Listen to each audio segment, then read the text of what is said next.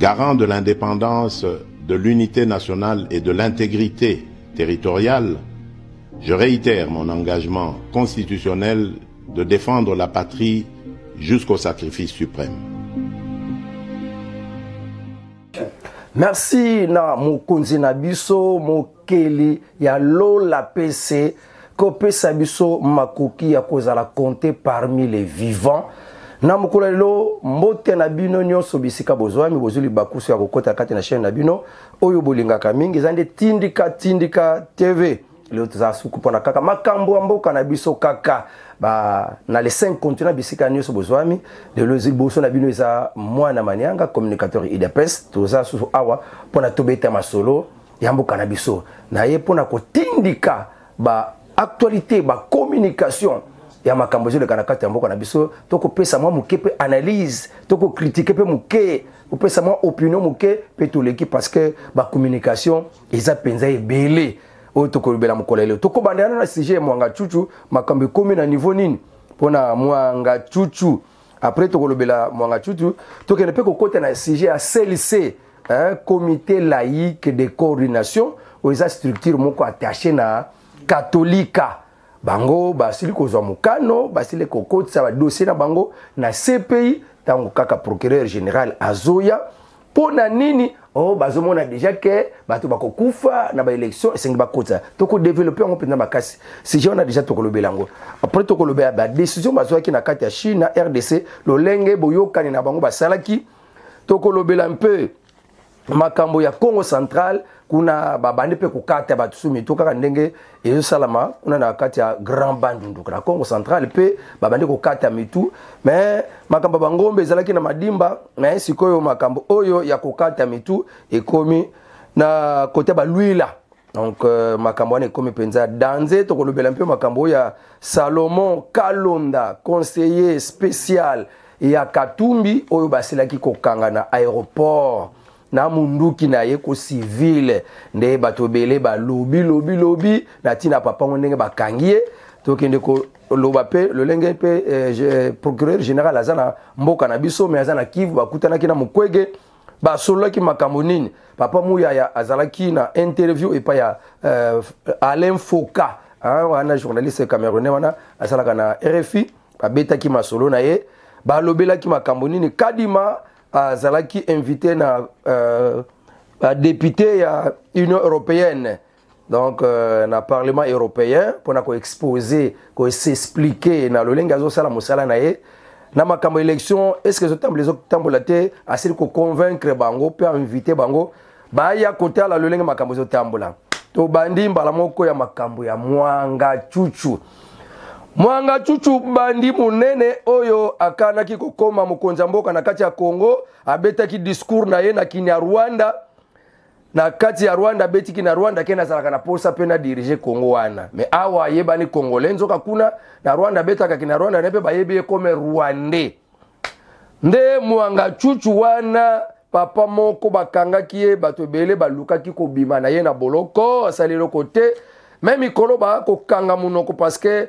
ba makambo mabe o mwanga chuchu asala ezobima seko bima na mpoasa mwanga chuchu ya zalaki na société na ye kuna na kati ya Masisi CMB yende azwaki ba pulusi bakengelaka société wana asengaka permission ba peselaka ye ba peselaka autorisation ya 40 policiers mais ye tango asiliko zwa ba policiers wana asiliko influencer bapesa ye 82 mais na 82 wana bapesa ka 80 mais 80 wana ye moko pe amispesi na ye donc azuka ka ordre que afwazala na 85 kutu 85 mais siko ye alobi ke ye moko za déjà na 80 na ye oya ponaki ba 80 yango ba Rwandais donc ba Congolais 5 kaka ne ba utaki ba Congo mais ye moko 80 policiers na 80 policiers wana mutu azo signé ko kote na bango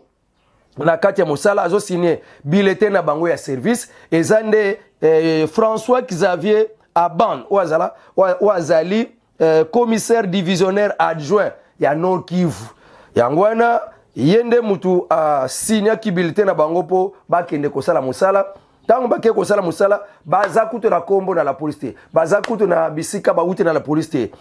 Bango baza ba Rwandais. Mais ba ko futa makana mbongo ba Congolais. Mbongo ngo combien ba futa maka $12,000. Pourtant que ba policier na biso ba futa makuta $100 eza kutu belé. Mais bango 80 policiers rwandais ba futa ma $12,000 na mutu moko. Faut voir.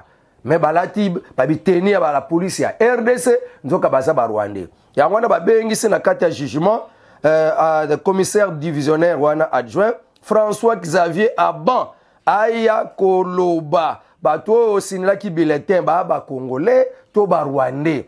Bona nini osina bulletin na bango omoni ke baza ba Congolais te. Ndenge nini baba ndo kufuta makape na mbongo ya RDC bango pe baza ba Congolais te. Ba Congolais na biso ko ba futa makambongo ya muke mais bango ba futa ma $12,000. Elinge loba nini. Mboka oya bango donc wana ba bengisaki papa oyo Xavier.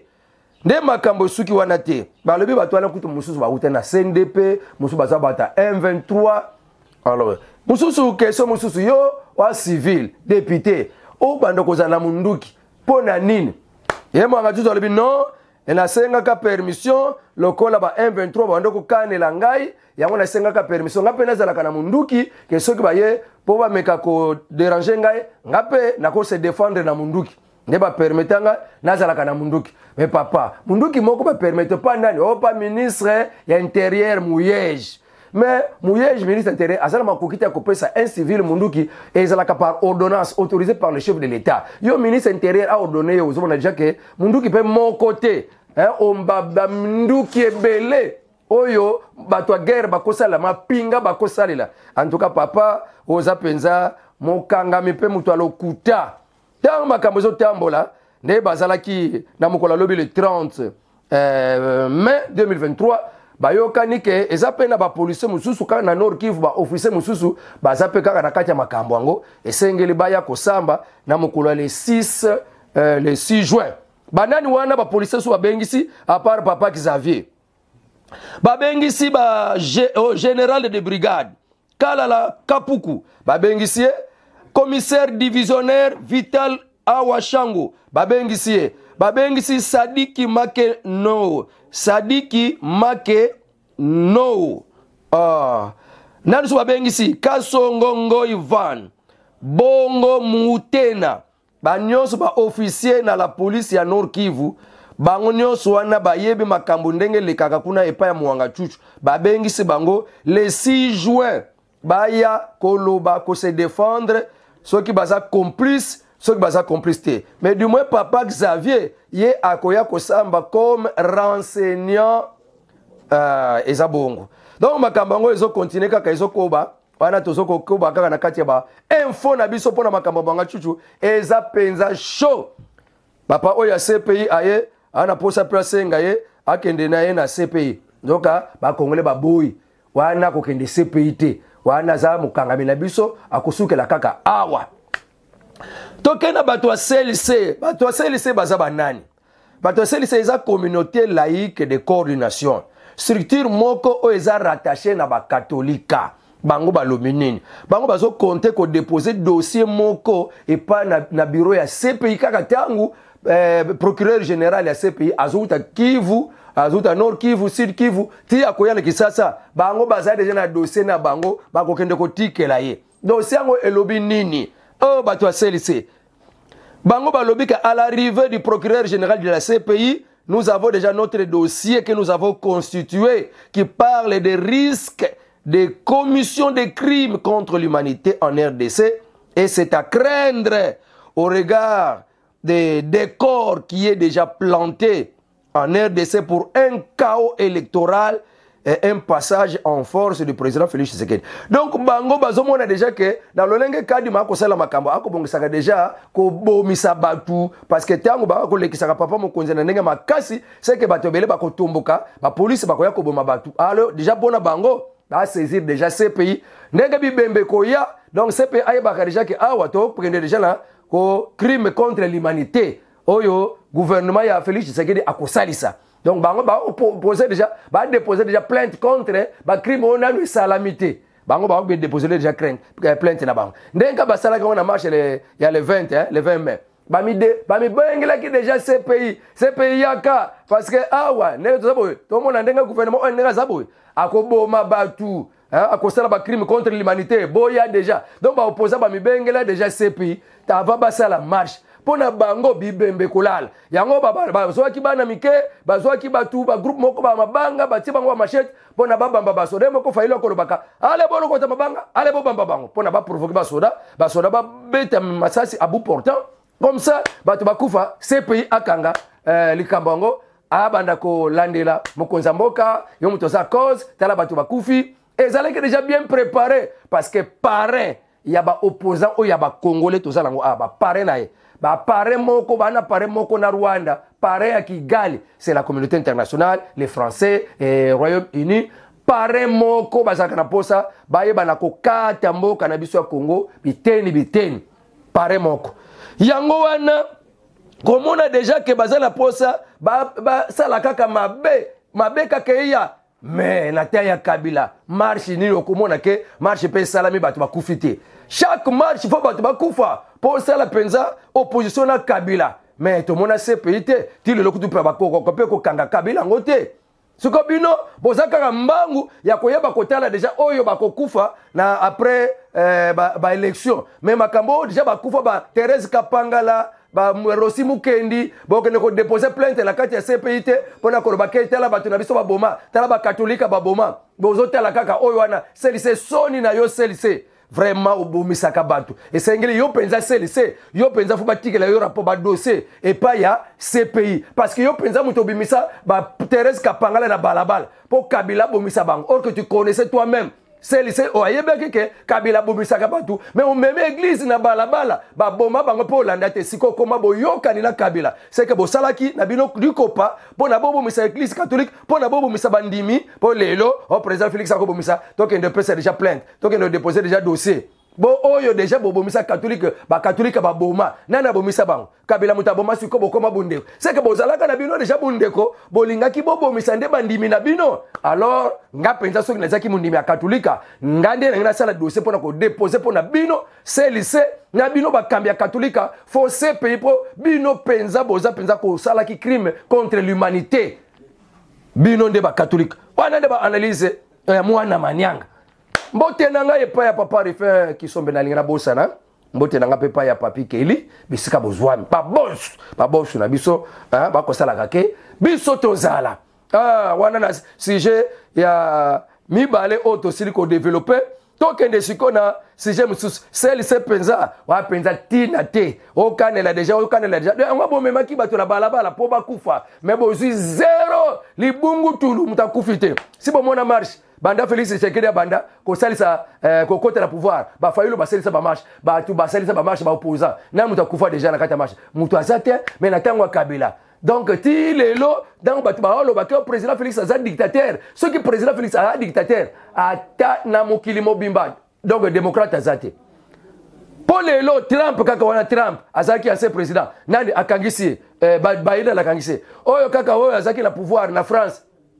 Sarkozy Macron akangisi mais biso Kabila libre bambe basala ba kanga biso tolo bakanga ye kangisa ye mais libre quel démocrate buta selbe marche ba pe la ba jeep na bango pe bazongela ba jeep na bango hein et ça ma wap donc vraiment c'est lui qui voit que le président Félix Azad démocrate vrendo qui pe na cause mususa luka kana na RDC OK donc wana tela makambo papa po bazubongisa Bernard Kayumba, député national, circonscription de Lukunga, à Silikozwa, c'est la proposition de loi. À côté de la carte Assemblée nationale, Bandam Kolalobi le 35e mois 2023, pour Nakoye Bisake, Mutakoko, Melakasuma Sanga, alcool, azate, Naisika ya Musala. Biloko ane ko bebi saka mémoire ya batu wana kata musala chauffeur moto chauffeur mutuka o melaki na yo wana so bakangi yo wana mbeba oh ngai na isika na musala ndenge na zaboy na melaki na mwa balo tokolanga na bandiko loba bilobela na makambo na koloba te na bandiko loba wana suki ba yeba ba bandiko talanga ba bandiko tala batese bamoni ke na kati ya kolangwa bakangi ngai oh mwa bureau salaka na service nini donc na milieu professionnel bakotambola pona kotalaka ba nani oyo bakolangwa ka bakokanga ka bango donc papa penza na moni aza aseli penza loi proposition loi ya bien parce que l'ivrognerie dérange les Congolais.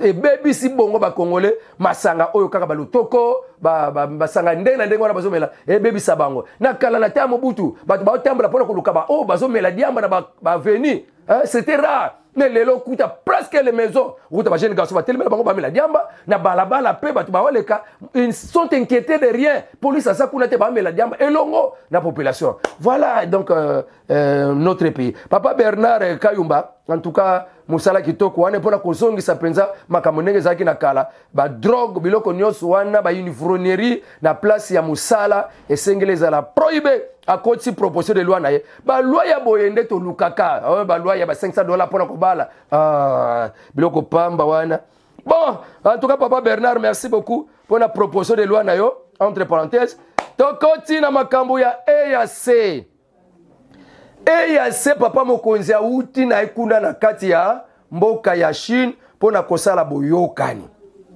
mbala moko kaka EAC ba moni ke papa mokonzi aso na confiance ya EAC ngote EAC babongisi 21e sommet na Bujumbura lelo le 31 mai 2023 babongisi sommet c'est mercredi 31 mars 2023 un nouveau sommet à Bujumbura. C'est le 21e sommet extraordinaire des chefs d'État de la région. Ba sommet na ba sommet et assez. Balobi nini? Bakolobela nini? Bakolobela point ya liboso nomination des secrétaires généraux adjoints na CAC. Bakolobela désignation de vice-président de la Cour de justice ya EAC. Bakolobela nomination ya juge ya Cour de justice ya EAC. Pe bako examiner situation sécuritaire ya Est de la République démocratique du Congo. Kolandisa maba critique oyo gouvernement na biso ako pesaka force régionale bako sala ke loko te pas de résultats palpables donc bako coopéraka na ba M23 ba critique nyonso yangonde bakolobela wapi to bebisaki wapi to bongisaki pona bosala nini. Déjà, biso tolobaki déjà que bokende na bino, on n'a pas dans le temps ya kovanda pour na maintenir force wana. Pas de temps. En tout cas papa mokonzi nenga bokende ko la kaka nengo na yebi ke nazasir kotika la jamais ko changer position. Balobe na bango, bayeba mabe na bango basali, bayeba ndenge bako coopérer ba M23, ba preuve talisa bango. Kaka na kati ya mukolo lelo le 31 de 49e réunion extraordinaire et à conseil des ministres ya ba mboka nyonso ya EAC. Wana papa Moussa Nyamwisi azalaki déjà kuna banda mukolo lobby le 30 pour participer na kati ya 49e réunion extraordinaire ya conseil des ministres. Wana tela pona makambo ya EAC biso makambo ya EAC penza population congolaise aboya ne EAC na motema moko to mona na biso ba CAC ba CRGL to mona na biso ba SADC. En tout cas, il y a un problème. Mais c'est un organisme régional, il y a Bundoki, et ça, le projet pour le Panza Congo, ou la communauté internationale a utilisé ça. Alors, comme instrument par le canal de Kagame pour le Kabolamboka ya Congo. C'est pourquoi le peuple congolais a l'ingakane et assez wanati. Marqué papa Mokonzi aloba que non, na zana no vraiment poussé pour na kolongola mboka RDC na kata EAC parce que kota la situation géographique mboka na RDC ndambo za na est, ndambo za na ouest. Ya mwana to kota na ba organisme sous-régional ya ouest to kota pe na organisme sous-régional ya est. Marqué za bongo mais ya ouest ça la biso pas cité. Ya Basadek et ça la kabisa problème té. O ça la kabisa problème o bazala makanisi mabe. O ça instrument na maboko ya ba communauté internationale pour ba ko kisa plan na bango ba déstabiliser biso isaka kawana. Donc tozala makokia ko bimana biso tango tomona ke bien té. Mais papa mokonzi pa côté les maté so ka yoki population et ko lobaka. Papa mokonzi à côté les maté parce que biso to lobaka na kata IDPS le peuple d'abord. Donc tant que le peuple a lobby, à tayo zana opinion na yo, mais il faut s'effacer, on dit ma oyo peuple a lobby parce que yo zana pour le peuple. Au côté le matin ngana lingite, EAC, tobi mana EAC. Population pour tout le monde, la population va mona liboso que force régionale wana et mabe et bima mais dis-moi gouvernement sala qui m'a quitté neti to komi wapi bon comprendre ce que force wana et anango mabe donc vraiment aussi nous dit bango que force les amas si comprendre ko piko la bango comme problème d'être tikele binombe pourtant to bano ganga bano yo kate gouvernement congolais le lo va comprendre que ba ko coopérer bon dimi ngo y a des preuves mais ce que problème ça pour ko piko la bango babima ça devait mener un problème. Et beaucoup ça l'a vraiment qualifié de toutes sortes parce que peut-être tant yebisaka gouvernement yokakate mais na tango siko lokola papa mo konza des so pour ba kende alors to hôtel la gouvernement aluka piko na bango pona ko kende mais bango balobi avant même Sadekaya bango bakosala kata moko na mboko ti M23 fois à Goma bako pesa un renfort na lolenge nyos to mona biso nyos bazo sala mais bokesu na Bujumbura et ça passe alors toko nanu na dossier ya Congo central toko tananu na dossier Congo central avant toko na makambo ya Chine pona makambo EAC makambo na bango bakesa la kuna penza ça n'engage pas le peuple congolais bo sur la kana gouvernement ba ministre mais sinon la population congolaise azane kuna te makambo EAC donc vraiment tout monde et puis ça biso kanda kotala ndenge bazobongama pona ba attaquer Goma ba M23 ba lati bilamba ba Kenya ba lati bilamba ba Ugandais pour ba faciliter bango ba kotsa bango lelo ba ke kosangana kona na EAC kakawana EAC wana ezoye ba penza bien makambo zo salama na kabande kona bango ba Kenya na bande kona bango ba Ugandais po ba Burundi biso toyebike bango ba osala musala bango ndenge longwani siko kaka bangwana ale ba cajoler biso anono voilà nous allons voir la situation. En tout cas, na analyse là vraiment il ne fallait plutôt que na ba sommet wana ça n'a rien à voir. Ça ne peut rien apporter de bonheur dans la RDC. Tout le monde a déjà bizarre la bango, n'est-ce pas? Alors, tout côté de la Congo central, mais il y a un autre côté de témoignage, il y a administrateur du territoire, il y a Kimvula, dans le Congo central, territoire de Kimvula.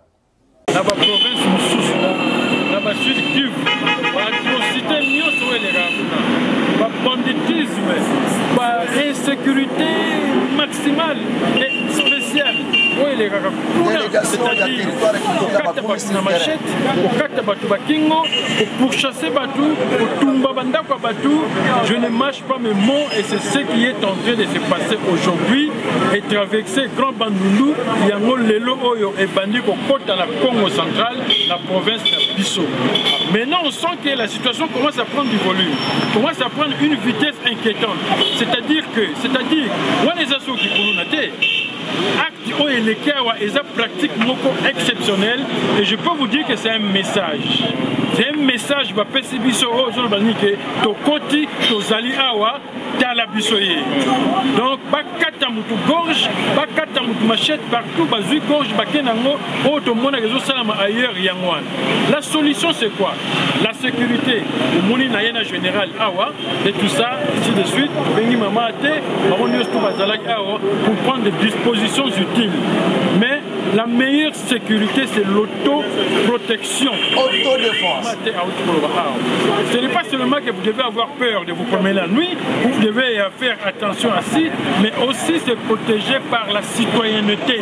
Citoyenneté et la ici, Loba, Funda Muninga, Oyo Moni suspect. La commissariat. Et ce n'est que comme ça. La dénonciation aussi, surtout. Ceux qui n'ont pas Funda et Zali pour dénoncer. Bon, que le côté, t'as la lobby. T'as information. 3 camions mbimba ya minene plein na batu oyo bazolo balinga la te ki kongote ceux qui bazolo bana bango bazolo bana Swahili et koti na kati ya bamboka soi-disant zo kene kimpula batu wana ba uti wapi. Donc on commence à peupler le Congo central par des civiques, par des criminels pour être babandako éliminer le peuple congolais et dans la foulée pour saboter le régime du président de la République Félix Tshisekedi. N-O-N. S'il faut que le moment venu, si ça continue, nous tous, moi le premier, pour te défendre le territoire. Ceux qui battent Kivu Bazalaki à Olala, ceux qui battent Grand Bandundu Bazalaki à Olala, la Congo centrale Tola la Té. Les lots on a réuni, on sur sécurité, tout ça, et comme par hasard, on tombe sur un monsieur qui se dit fou. À Outiwapi, la femme à Nangalema, dans le quartier Saint-Luc. Vous voyez ça, Nina, la Tekaban Manga, Azo Tekaban Manga, la Serre. Oboni makambo. Mbororo soki banani oyo bakota kikuna na ke Madimba. Sikoyo bakati gorge. Bakati gorge bakomi na bango na kati ya Kimvula na secteur de Luila, groupement de Kimpisiala, village ya Kimbata, village ya Kigarize, village ya Kikamba, village ya Kimayulu, village ya Kimvuyu, village ya Kisikadi, village ya Kisimba Nwati, village ya Kingodi Mambu, village ya Kimangombo, village ya Kimpuni Besi. Bamboka nyoso wana babandi kokata batu mitu. Plus de 10 villages. Batu bakimi bamboka. Siko biloko wana soke zo salama. Pourquoi batu bakimi bamboka na bango? Po mabele wana nani atikala kuvandila. Bao batu ngombe wana. Donc on a déjà qu'il y a un plan diabolique kaka ndenge zo salama côté ya Grand Bandundu, yango pe zo salama comme côté concentré. Ba moni 3 véhicules, grands véhicules. Et ça na batu plein na kati, ba yebi ki Kongo te, ba yebi lingala te. Ba wuti wapi? Nani muta memi bango? En tout cas gouvernement faut landela penza bien service et renseignement. Landela penza bien biloko wana to batu wana ba wuti wapi? Bango nde batu bakomi ko kosa la komba mobondo, bazumwa quelques batu ya bombondo, bakeko initier quelques villages pona makamba ki mobondo. Ale bango ba yesiko na batu ba kotambola kana mobondo pona ba bimisa liboso ke mobondo est comme la Congo centrale, mobondo est comme la Congo centrale. Or que derrière le mobondo, il y a des Rwandais ba sala makambo wana. Donc biloko wana ndenge déjà administrateur ya territoire ya Kimvula ba kitaki sur terrain na délégation nyonso ba général o ba vanda kawana en tout cas ba déplorer makambo yo na lenga binomo ko boyo ka témoignage ya équipe ya territoire ya Madimba ba kitaki sur terrain na moko ya bamboka oyo ba kokata ka batu mitu vraiment eza esengo. Mais ce côté penza makambo lenge zoleka programme de projet eza musika. Poneni bakangela ki Moïse Katumbi kokende Congo central. Bomona kaka makambo na likolo, mais makambo ya butu bomona kate. Pona nini? Ah, donc nous condamnons. En tout cas, on commence à miseler les opposants. Il y a un projet, Papa Kaza Dialobaki, kuna na kati ya Lubumbashi, batu bako kanga batu na ba sac, koboma akangi na sac. Balingi biloko wana na nzela ba manifestation eko mapena kisasa parce que la simana bango basili ko mobiliser ba kuluna, ba forme ya kuluna, mais du moins bazana plan ya koboma. Batiela ngona mutuya mukonza mboka. Biloko wana nzamba sunga ko simba te. Toke sikoyo na sujet na biso mususu wana bande kwa Congo central, ba déjà que nous sommes déjà en danger. Mboka ya papa Simo Kimbangu ya papa Kasavubu. Mama Vita Kimpa. Mboka ya tout un prophète. Oh nana kete angisa makila kuna. En tout cas, esengele nzambe ya papa Simo Kimbangu akende ko landa onyoso batangisa makila na Congo central a confondre bango. Ok, toke na communiqué final ya ba relation nyonso to salaki na Chine na RDC. Bango ba lobani ke bako valoriser davantage leadership diplomatique na bango. Donc bako tombola leadership diplomatique na bango pe bako maintenir une dynamique dialogue politique na bamboka nyonso mibale ya haut niveau pona ko garder bamboka nyonso mibale na confiance na ba traité bazo sala parce que contrat ya sikomini ya kala wana esalamaki na ba entreprise esalaki mpona bénéfice batu ya kabila ya kala mais ti lokola mokonzi mboka kati yango ba renouveler ba contrat mususu bango bakomi bloqué bango bakangami moye ba profiter sur na ba projet wana ezate mokonzi mboka ye moko suka bendi projet yango basali contrat ya sika na ba société wana batu ya kabila balela babikelaki ba contrat balielaki na ba contrat bavoamaki na ba contrat wana nzele kangami kanda na bango contre président Félix Tshisekedi mais nzambe ni mutatinda ko bikisa Congo yango soki obewe penza président Félix Tshisekedi yaka passe. Alors la Chine va accompagner la RDC dans la mission de mise en œuvre de la loi de programmation militaire. Loi de programmation militaire. La Chine a coupé sa RDC Simbisi pour soutenir RDC na loi de programmation militaire pour la capacité à faire de ces EMATA. Or, loi de programmation militaire est la Kissinine. C'est une loi financière pluriannuelle qui fixe les échéances des crédits de paiement relatifs aux dépenses d'équipement et de développement de FARDC. Elle définit dans le cadre des lois budgétaires la tranche du budget réservé au développement, à l'équipement des forces armées. Donc, loi wana bazobe ngango, loi ya programmation militaire, et ça, loi moko, et yaba mbongo, ya budget moko bo ya mbongo, yaba anebele, oyo fa de ça ko salela, pona ko somba kabiloko na ye, pona ko salela ka poza na problème te, ya ko bundisa banguna. Donc, yango bengaka loi ya programmation militaire, ndeshina le benga na ko financer, na ko soutenir yango afin que Simba ko sala manduki, ko zoba équipement ya ndenge na ndengo esengeli, en tout cas balobeli yango. Et yango vraiment toza la carte sengo et puis États-Unis Chine, États-Unis pardon, bamboka wana nyosa Union européenne, ba ko sepelate na relation auto sali. Déjà mundele moko. Mundele moko déjà vraiment alela déjà to kabika ka vraiment RDC kaka boye. Totika kaka RDC kenene kaka penza boye. Mundele wana penza zo regretter, Emmanuel Macron et l'Union européenne accusent régulièrement la Russie de chasser la France d'Afrique. On peut aussi se demander si Emmanuel Macron n'est pas l'un des responsables. Emmanuel Macron et l'Union européenne accusent régulièrement la Russie de chasser la France d'Afrique. On peut aussi se demander si Emmanuel Macron n'est pas l'un des responsables de cette disparition. Du 24 au 29 mai, le président de la République du Congo, Félix Tshisekedi, a effectué une visite d'État en Chine de première importance. C'est évidemment tout son intérêt de multiplier les liens diplomatiques en faveur de son pays. C'eût été également tout l'intérêt de la France de ne pas mettre à mal notre relation privilégiée avec Kinshasa. Malheureusement, l'Union européenne et Emmanuel Macron multiplient les erreurs dans ce pays comme dans la majorité des pays d'Afrique. Souvenez-vous du déplacement du président de la République en mars dernier à Kinshasa.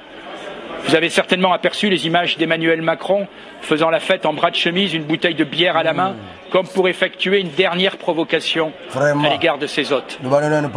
Cette image déplorable est venue couronner une série de bévues. Emmanuel Macron a refusé de condamner fermement le soutien du Rwanda de Paul Kagame aux milices sanguinaires du M23 qui sèment le chaos et la mort dans la région du Kivu. Enfin, il a été très maladroit au moment de commenter une erreur diplomatique magistrale de Jean-Yves Le Drian qui avait évoqué il y a quelques années avec mépris le compromis à l'africaine, provoquant une vague d'indignation chez les dirigeants du continent. L'Union européenne, si prompte à brandir les mécanismes de sanctions, continue de refuser à agir fermement contre le Rwanda. Alors que des élections sont prévues en décembre prochain à Kinshasa, il est urgent que la France et l'Union européenne ne soient pas rayées de la carte de la République démocratique du Congo. Il est urgent, avec cet État, comme avec les autres États africains, de reprendre un vrai dialogue en tenant compte de l'intérêt de chacun. Merci. En tout cas, ça va mindele ba réfléchir. Il y a mindele ba réfléchir. Tobungi si Congo. Avant de commencer l'élection, tu commences à la rayer, tu participer. Na sengi Union européenne, na sengi France, to zonge la bunde ko ya solo na RDC, pena bamboka mususu. En tout cas, nzambe penza abate la papoyo, le député Thierry Mariani, oyo ya Parlement européen, c'est un Français. Mais a raisonné président Nandega normal. A condamné ba Konzamboka, a condamné l'Union européenne pour na kokimisa Congo. Oyo azalaki mutu na bino. Boboy ko sungaye, azo bundisama, boboy ko sanctionner Rwanda. Poke na mboka na ye, boboy melana bino kutu masanga. Boboy ko tikala ko condamner Rwanda. Boboy ndi kutu ko swani sa Konzamboka. Bino moko bokimisi Konzamboka atengama na ngambu ya Risi. O azalaki nyonso ya bino. Ce qui te kebite, to koya ko bima na RDC ndenga to bimaki na bamboka mususu. Pas au condamner l'Union européenne. Habité aux zonges la Congo avec un dialogue franc. Ya koyeba ko kabola ba intérêt. Merci en tout cas papa Thierry Mariani, le député à Parlement européen, un Français. Salomon Kalonda Bakanga qui est poisaki na munduki. Comment Papa Mbosso a mis la question? Un civil dans un pays, un civil doit avoir une arme de feu dans l'aéroport. Alors, mais ça, c'est une menace contre la sécurité nationale. Pas Mbosso Mtazolo Babongo. Alors que d'ailleurs, même Moïse Katumbi doit donner des explications aux autorités du pays. Il doit s'expliquer au service de sécurité. Comment son conseiller doit avoir une arme à feu? Nous sommes dans quel état? Hein? Notre pays a un état de droit et il y a une loi que tout citoyen doit respecter, même dans les forêts. Comment, dans un pays normal, un civil doit détenir une arme à feu sur lui à l'aéroport? Wana papa Mbosso, azoko bituna mituna, pe batu bazoloba, Martin Fayulu alobinini. J'ai condamné cette arrestation et je charge le régime de Tshisekedi. Je qualifie cette arrestation de brutale, illégale, qui est une illustration de plus de la dérive dictatoriale en cours en RDC. Donc, on a une arrestation illégale, brutale. Et puis, la qui s'en régime qui est na ndenge ya démocratie. Bango balobi que rétrécissement de la liberté publique. Donc, liberté est assoutée et comme il donc moyen pensa batuba l'obéisate. Mais ce qu'il faut la zoko lobake pa ya Tshisekedi rétrécissement et à liberté publique. Bon on a Rwanda, bon on a Angola, bon on a Brazzaville. Biloko bino bo sala kana fashi. Est-ce que bakosala ngona Sassou, bakosala ngona Lorenzo, bakosala ngona Kagame? Mais bon monde l'un des présidents Félix Tshisekedi, bon le n'importe quoi, peut boko benga dictateur. Alors on va dire quoi Kagame? On va dire quoi Lorenzo? On va dire quoi na Sassou Nguesso? N'est pas président Bongo à la Nios. Est-ce qu'on peut faire ça? C'est que fait à président Félix Tshisekedi, pas Vandina ye. Ah! Botia mukuna wana ko ni kabino boko vimba miso nego kabila sala kibino. Ah, papa Félix Tshisekedi a malamu apenza ya Nzambe. Mutu wana azande mutu azapenza belge mais azaki na carte électeur na biso. Comment? Na munduki. Comment? Yoza civil, o battre civil. O ya munduki kaka ba mwanga tujuka bangwana. Yango bino bosolo ba matata mpono alabi l'arrestation de Salomon donc c'est alors c'est la mort de la démocratie en RDC. La mort de la démocratie. De matata mpono alabi que c'est la mort de la démocratie. Yo matata mpono démocratie ni notikela kutana mboka oh le bakesu ko ekufi. Bino na régime na bino matata mpono vous avez tué les manifestants, ils dépassent chaque marche faut kufa, faut pas kufa. Bino so kufa, bana boseli marche bokena ba jeep na marche. Ala bozonge na bino pe. Na ta il dépasse Kabila, est-ce que ça qui bon? Hein? Beaucoup se pela kateke Nzambe merci de voter la biso mokonjo que to kufa katela ba marche. Pour na tango il dépasse la opposition pas Kabila. Fozala. Mais lelo tala buzoba oba ba Fayulu ba yoloba ba matata mpono bazoloba parce que biloko wana bokende na Brazzaville bosala ngona. Alors papa wazaki na minduki asana droit ya ko kangama pe ba juger munduki osala ngona maboko no pona nini. C'est que bilonde boyaki ko bumisa batu awa. To bumisa ka batu déjà.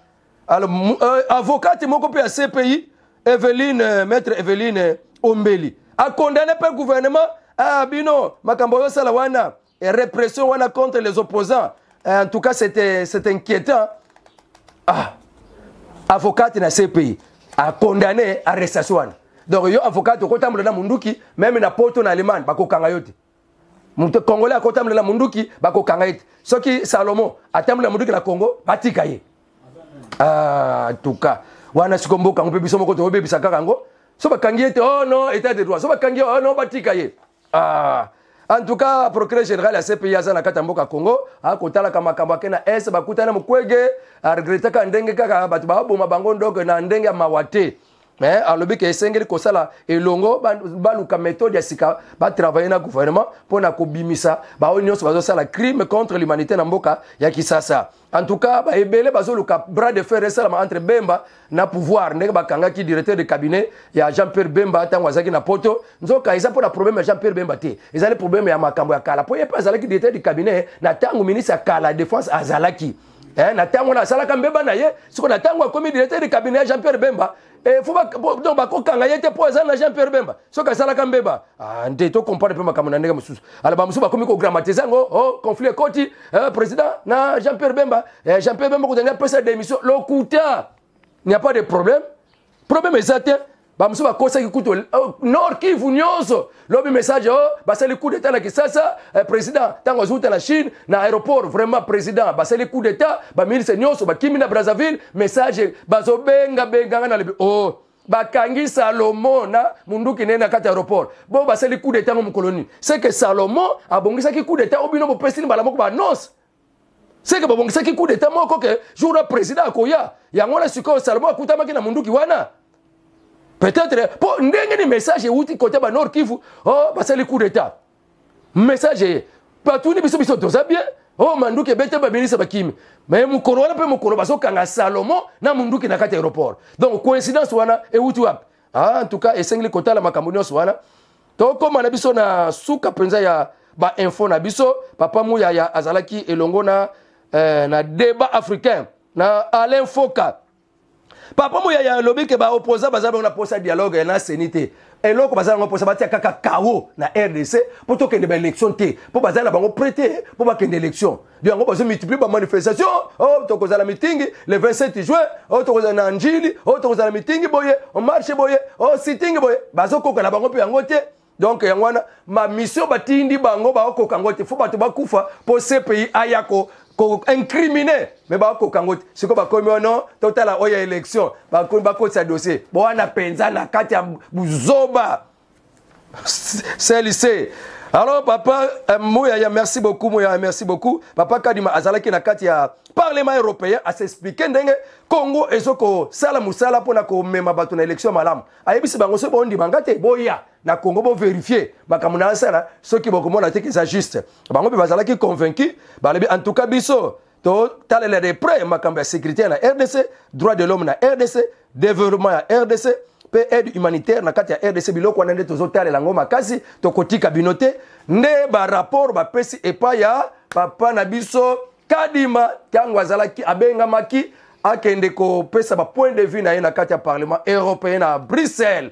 Wana nde to sukisi masolo na biso communication na biso ya mokolelelo kaka liboso na bino communicateur UDPS Mwana Manianga futur député Bambote Bele numéro de téléphone plus 243 89 92 51 866 plus 243 89 92 51 866. Avec Dieu, nous ferons des exploits. Le Congo aux Congolais. Au revoir et à la prochaine.